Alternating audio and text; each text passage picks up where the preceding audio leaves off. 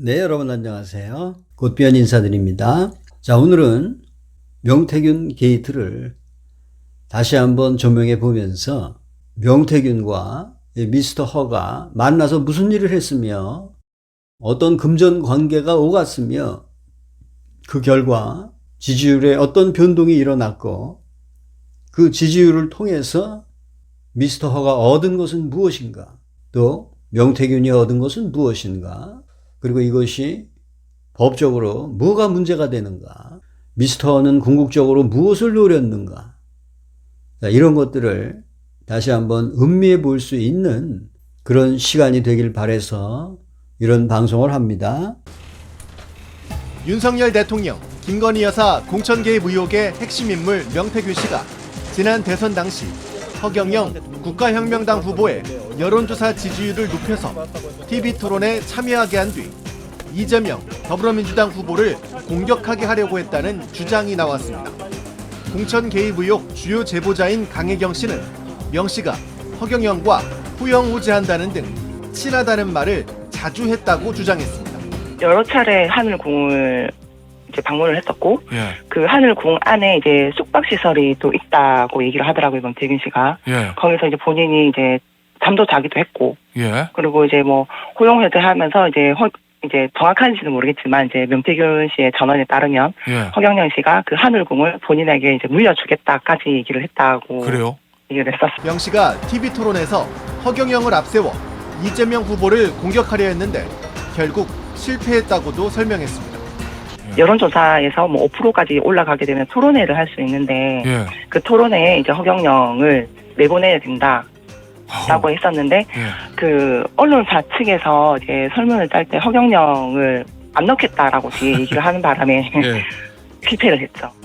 명 씨는 앞서 시사저널과의 통화에서 내가 허경영은 영업하러 갔지라고 말한 바 있습니다. 여론조사는 오늘 나오나요? 아니요, 내일까지 돌리신다 하시던데. 좀 허경이가 좀 나와야 되는데. 그래, 안 그래. 저기 허경이도 저 밑에 아들 밥줄인데 네네. 눈치 끌고 있을 건데. 그거 줄 때는 나름대로 5% 나와야 뭘 할까 해라. 뭐 0. 몇 프로인데 당연한 거 아니에요? 저 말 잠깐 설명드리겠습니다. 이제 여론조사 수주를 해가지고 왔죠. 그런데 한 5% 정도로 올려줄 수 있겠느냐, 네. 올려달라, 또는 5% 정도 나오겠지라고 기대를 심어주고 여론조사를 수주하고 돌렸는데 실제 나온 것은 0. 몇 %밖에 안 나왔다라고 네. 하면서 저 일을 가져왔습니다. 박정희 교수. 실제로 허경영 씨의 득표율이 0.8% 정도 득표를 했는데요. 아마 이런 경우에 정통 브로커라면 이런 이야기 할 수 있죠. 한 3%에서 5% 정도 나와가지고 자 1등 가는 후보하고 딜합시다. 연립정부 갑시다. 뭐 이런 이야기 할 수도 있어요. 그리고 예를 들자면 우리 과거에 그거 기억나시죠? 이정희 후보가 대선 토론회에 나와서 저 박근혜 후보 떨어뜨리러 나왔습니다. 이런 역할들도 가능한 거거든요. 네. 이른바 핵심 후보? 당선은 못 되더라도 판을 깰 수 있는 역할들만 한다고 하더라도 허경영 씨의 발판이 만들어질 수 있다. 이렇게 뭐 설득했을 수도 있죠. 아니 만약 허경영을 5% 만들었고 그 5%라는 게 대선 토론 참가 기준 아닙니까? 네. 이재명이 말을 잘하고 똑똑해서 윤석열의 문제점을 조목조목 짚을 것을 걱정하는 거 아닙니까?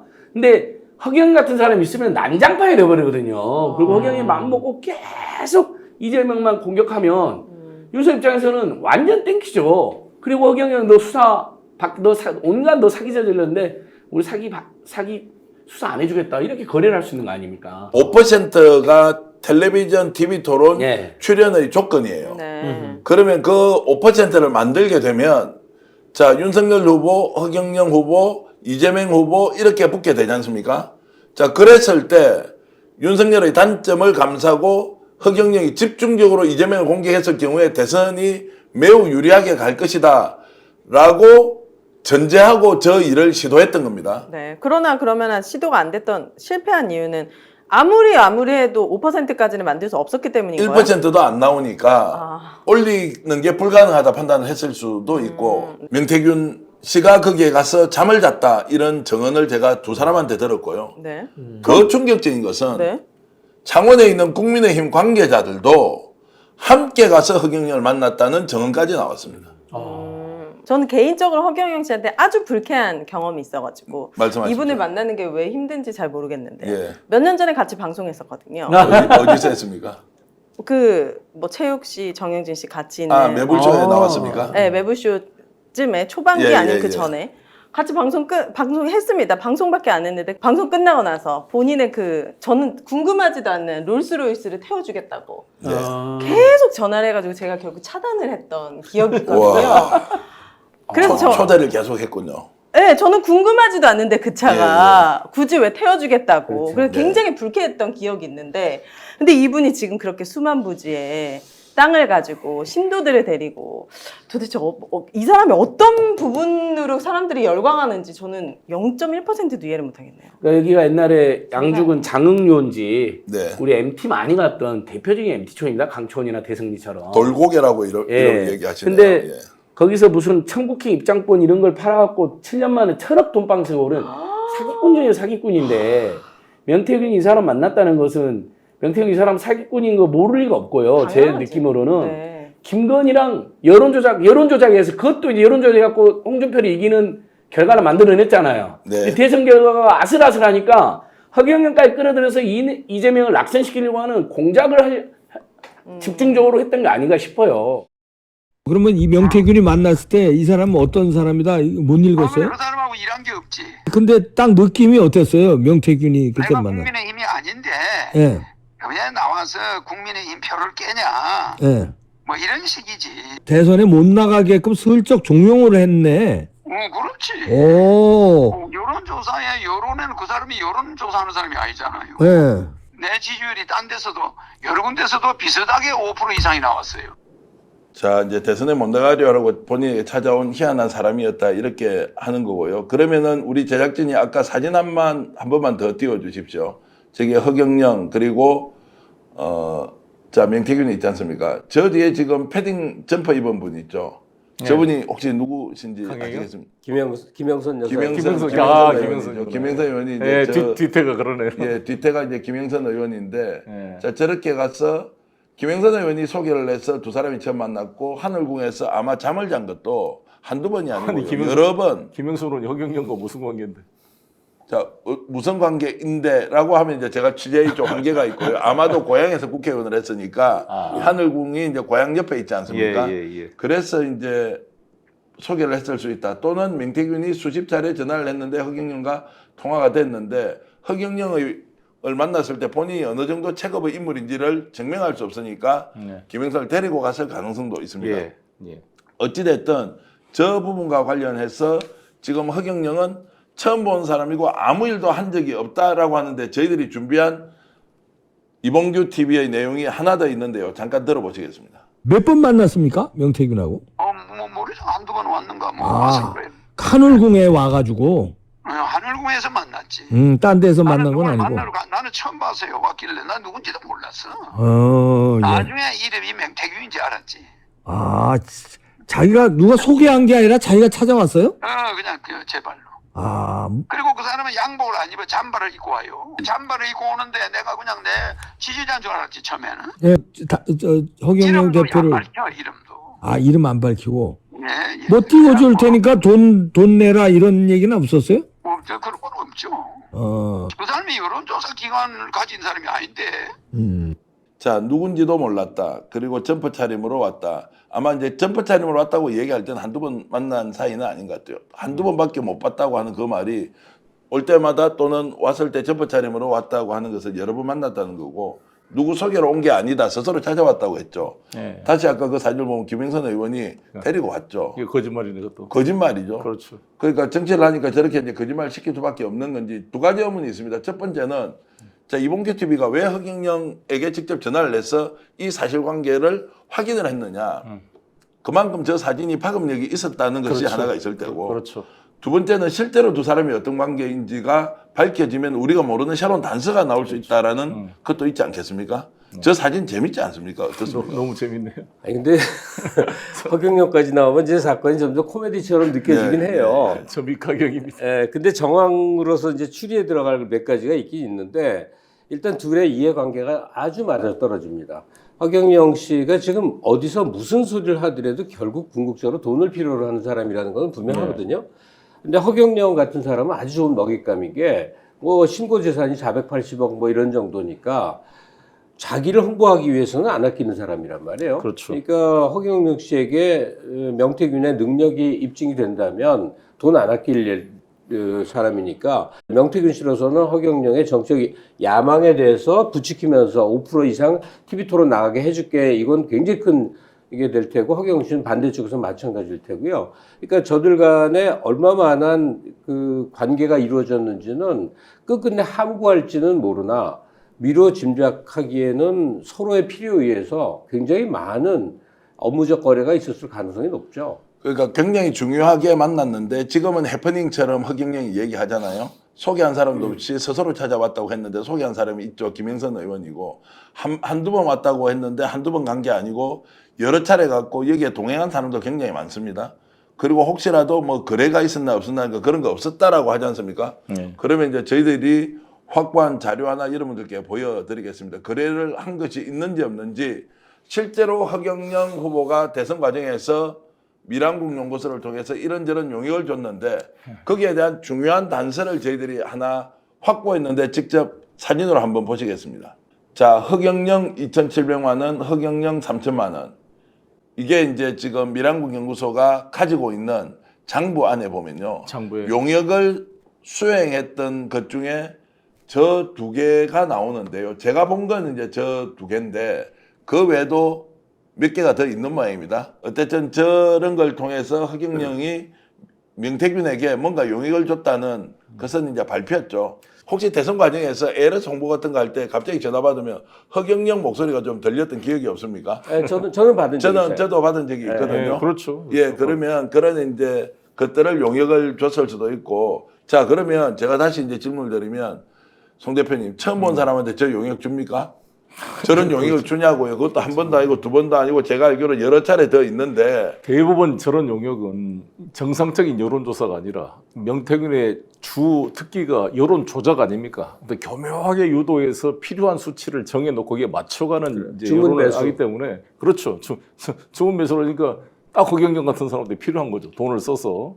여론조사를 했는데 많이 안 나오니까 안타까워하면서 5% 나와야 하는데 안 나오니까 그것만 나오면 여론조사도 다 하고 대선 후보로 같이 링 위에 올려놓고 이재명 공격하도록 할 수 있지 않습니까? 그렇죠. 예. 그 내용도 있는데 자 명태균과 자 강희경 씨가 통하는 내용 중에 0.몇 %밖에 여론조사가 안 나온다라고 안타까워하는 장면이 있는데 그거 직접 한번 들어보시겠습니다. 여론조사는 오늘 나오나요? 아니요, 내일까지 돌리신다 하시던데. 좀 허경이가 좀 나와야 되는데 그래 안 그래 저기 허경이도 저 밑에 아들 밥줄인데 네네. 눈치 끌고 있을 건데 그거 줄 때는 나름대로 5% 나와야 뭘 할까 해라. 뭐 0.몇 %인데 자, 저 말이 이제 줄 때는 한 5% 나오기로 기대하고 줬는데 좀 나오긴 해야 하는데 지금 현재는 0.몇 %밖에 안 나온다. 제가 이제 이 녹음 내용을 공유하는 이유는요. 어떻게 거짓말을 시켜도 저렇게 새빨간 거짓말을 시키느냐. 허경영이 나와서 원래 그 사람이 바른 이야기 안 하는 걸로 잘 알지만 처음 본 사람이고 지 스스로 찾아왔고 이런 무슨 일 준 게 없다라고 했는데 그 세 가지가 다 거짓말로 지금 저희들 취재해서 저걸 확인시켜 드릴 정도면 얼마나 허술하게 거짓말을 시키는 겁니까? 김건희 여사도 사로잡았어요. 허경영에게도 접근해서 안드로이드에서 오신 허경영 그리고 본인은 명왕성에서 온 명태균 이런 단어를 썼다 그러거든요. 자, 그렇게까지 할 능력이 대단하다 아니면 이상하다 어떻게 평가해야 합니까? 근데 우리 사회에 이제 약간의 그 전통적으로 그런 게 남아 있죠. 그러니까 김건희 씨하고 갈비탕 집에서 왜 처음 명태균이 봤을 때 뭐 조상의 음덕으로 나타나신 분이고 이런 투의 대화가 그 어법이 통하는 세계가 존재하는 것 같고 그런 언사 구사할 줄 아는 걸 일종의 내공으로 보는 것 같아요. 근데 허경영 씨도 사실 그렇거든요. 원래 자기는 정치인이라고 주장했던 사람이에요. 그러다가 예능이 되면서 돈을 좀 벌기 시작했어요. 정치인이라고 주장할 때는 엄청나게 가난했습니다. 월세방을 전전했던 사람이에요. 그러다가 신은 교주가 되니까 지금은 거부가 됐거든요. 그러니까 저런 사람들의 모든 목적은 그냥 부를 쌓는 거예요. 신기 어린 말을 던지는 재주가 있었던 건데 거기에 감화되고 거기에 쏙 빠진 사람들이 있어요. 대표적으로 김건희 씨 같은 유형의 사람이 그런 거겠죠. 미스터 허가 노렸던 궁극적인 것이 과연 무엇인가? 이 사건의 개요는 명태균이 미스터 허의 지지율을 5%로 끌어올리고 TV 토론에 출연시켜서 이재명 후보와 맞짱 토론을 시켜서 윤석열 후보를 당선시키게 하려는 목적이었다. 이렇게 얘기하고 있고요. 또 하나는 명태균에게 하늘궁을 물려주겠다. 자기가 함부로 그 하늘궁을 물려줍니까? 자, 하늘궁이라는 법인은 엄연히 헌신자들 거예요. 그 헌신자들 것을 자기가 지금 독차지하고 있는 거죠. 지금 미스터 허는 강의료만 받으면 되는 겁니다. 그리고 그 측근들은 월급을 받으면 되겠죠. 그리고 주주는 헌신자들이 돼야 되겠죠. 이렇게 돼서 종교법인 원래의 취지대로 이것이 운영이 돼야 될 것입니다. 명태균에게 이 하늘궁을 물려주겠다 그랬어요. 그럼 명태균 뒤에 뭐가 있습니까? 지금 자기에게 불거지고 있는 그 많은 사법 리스크들이 있지 않습니까? 그것이 가장 큰 포석이었다고 봅니다. 그리고 트럼프를 왜 이렇게 강조합니까? 그 사람이 세상을 움직일 수 있는 힘이 있기 때문이죠. 그 다음에 머스크도 마찬가지예요. 이 사람은 항상 권위에 기대서 일어서려고 하는 그러한 사람 아닙니까? 그러다가 허위사실로 걸려가지고서 실형을 살았고 지금도 그것 때문에 2년 징역에 3년 집행유예 선고를 받고 있지 않습니까? 똑같은 실수를 계속 반복하는 거예요. 트럼프한테 에너지 준다? 그래서 그가 대통령이 됐다는 것은 미스터 허가 트럼프를 당선시켰다는 얘기밖에 안 되는 거예요. 이건 트럼프의 능력이 아니라 미스터 허의 능력이 돼버리죠. 트럼프 입장에서 보면 명예훼손이 되는 거죠. 자, 머스크 분야가 틀려요. 머스크는 세계적인 기업의 CEO입니다. 그 기업을 세치의 혀로 통째로 지금 먹으려고 그러고 있어요. 두 사람의 얼굴을 같이 표현하는 것 자체도 머스크에게 명예훼손이 되는 겁니다. 두 사람의 업적을 거론하는 것 자체가 머스크의 명예를 훼손하는 게 된단 말이죠. 그러한 법적 근거를 알고서 표현하시기 바랍니다. 결과적으로 김건희, 트럼프, 머스크를 거론하는 것은 무엇을 의미하는 거겠습니까? 주변에 참모들이 있잖아요. 왜 비선을 이용하려고 합니까? 비선을 그렇게 이용하지 말고 정말 그 사람들이 재능이 있다고 본다면은 그 사람들에게 적절한 직위를 줘야죠. 적절한 직위를 주고 업무를 정식적으로 수용할 수 있는 권한을 주고 거기서 자문을 구해야죠. 그럼 아무 문제가 없지 않습니까? 점쟁이가 지배하는 그러한 나라가 되어서는 안 되죠. 우리는 항상 현재를 직시할 수 있어야 된다고 봅니다. 그래서 그 많은 구설수와 이 많은 도전으로부터 벗어나기 위해서는 이제 그러한 미신적인 요소들을 완전히 씻어버려야 돼요.